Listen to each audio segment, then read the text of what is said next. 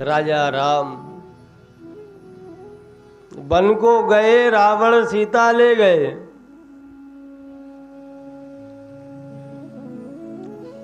और पूरी वानर सेना, यहां तक कि सभी जीव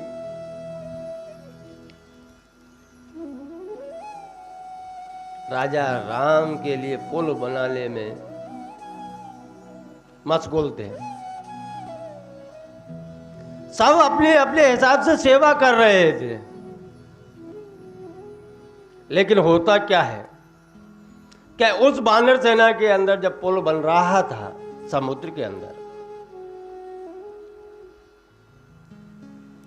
तो देखा कि एक गिलहरी भी वहां सेवा कर रही है। वहां एक गिलहरी भी सेवा कर रही है। ऐसा प्रभु राम ने देखा, पर मन में था कि चलो सेवा तो कर रही है, कुछ तो है, कुछ तो कर रही है। लेकिन और जो ये होते हैं चंचल लोग, दिखावा करते हैं सेवा करने का। ऐसे तो वानर सेना में भी थे। एक वानर ने बोला, ए गिलहरी साइड में हट जा, साइड में दब जाएगी, मर जाएगी तो हमारे मत्थे पड़ेगी।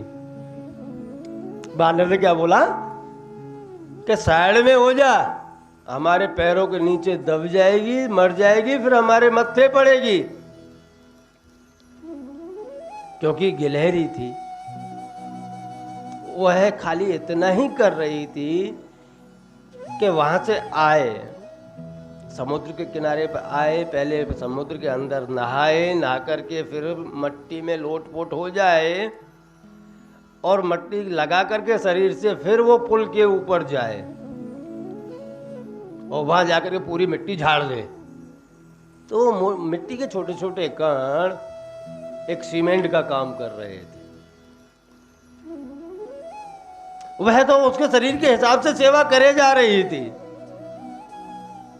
लेकिन एक बंदर को ऐसा लगा कि ये ऐसे ही घूम रही है, इसको यहां से हटा दो, इसकी सेवा कोई काम की नहीं है। तो गिलहरी को थोड़ा कटु वचन बोले, मजाक के रूप में बोला कि तेरी तो बहुत सेवा हो रही है, तू हट जाए यहां से, नहीं तो दब के मर जाएगी। तो उसको देख करके दूसरे बंदर भी हंसने लगे उसके ऊपर। तो गिलहरी सीधी रोती रोती श्री राम के पास गई। क्या भगवान, मैं तो मेरे हिसाब, शरीर के हिसाब से सेवा कर रही हूं, पर पूरी वानर सेना में मेरा मजाक उड़ाया जा रहा है। तब श्री राम ने सारे वानरों को वहां बुलाया और बुला करके सबसे पूछा कि भाई तुम तो बड़े बड़े पत्थर लाकर लगा रहे हो, इस गिलहरी को क्यों परेशान कर रहे हो? यह भी एक महत्वपूर्ण काम कर रही है पुल बनाने में। तो एक वानर ने पूछा कि प्रभु इसका कौन सा महत्वपूर्ण काम? कि देखो जरा गौर से, देखो जरा गौर से कि आपके जो पत्थर बड़े बड़े हैं उनको चिपकाने का काम यह गिलहरी कर रही है। ये जो मिट्टी लेकर के आती है, भीगा करके उसको यह वहां डालती है, तो वो एक सीमेंट का काम करके पत्थर से पत्थर को जोड़ रही है। इसका काम कोई छोटा काम नहीं है, क्योंकि काम कभी छोटा नहीं होता, सेवा कभी छोटी नहीं होती। सेवा तो सेवा ही है, क्योंकि जिसकी जितनी क्षमता है वो उतनी सेवा करता है। आजकल अहंकार बहुत जल्दी आ जाता है। अगर हमारे पास थोड़ी संपत्ति है, हम थोड़ी सी संपत्ति की सेवा कर रहे थे, हम मोटे हो गए। अरे भगवान ने जिसको जितना दिया है वो उतनी ही सेवा कर पाएगा। आपको ज्यादा दिया है तो आप ज्यादा सेवा कर रहे हो, किसी को कम दिया है तो कोई कम सेवा कर रहा है।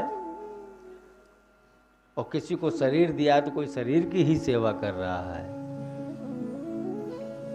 इसलिए कहते हैं कि सेवक को कभी छोटा नहीं जानना चाहिए। उस समय उस गिलहरी ने जो सेवा की वह महत्वपूर्ण थी। ऐसे ही आज जो धर्म के लिए सेवा कर रहे हैं, जितनी सेवा कर पा रहे हैं वह धर्म के लिए महत्वपूर्ण है। समय बदल सकता है, धर्म नहीं बदल सकता।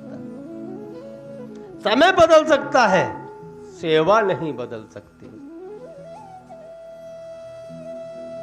इसलिए जिससे जितनी सेवा बन पा रही है वह इतनी कर रहा है। बस इतना कहकर के श्री राम ने गिलहरी के ऊपर हाथ फेरा, और हाथ फेरने के बाद में आपने देखा गिलहरी के बाद 3 लीटी होती है, 3 धारियां पड़ जाती हैं। वह धारी उसी समय की है, त्रेता युग की, जब श्री राम ने उसके ऊपर प्यार से हाथ फेरा था।